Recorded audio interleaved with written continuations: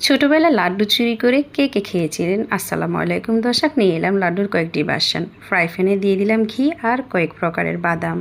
এরপর দিয়ে দিব সেমাই, দিয়ে দিব নারিকেল, দিয়ে দিব চিনি, কনডেন্স মিল্ক আর মিল্ক পাউডার। আঠালো আকার ধারণ করলে তখন হাতে একটু পানি লাগিয়ে গোল গোল আকারে শেপ তৈরি করে নিলাম। এরপর কিছুটা সেমাই রেখেছিলাম, তাতে দিয়ে দিলাম পিস্তাচু পেস্ট। এরপর একটু কালারও অ্যাড করলাম। তারপর প্রত্যেকটা বল তৈরি করে ফেললাম। হোয়াইট চকলেটে চুবিয়ে ফ্রিজারে রেখে দিলাম। এদিকে ডার্ক চকলেট মেল্ট করে নিয়ে পিস্তাচু বলগুলি দিয়ে দিলাম। প্রত্যেকটা বল তুলে ফ্রিজে রেখে দিলাম 1 থেকে 1.5 ঘন্টার জন্য।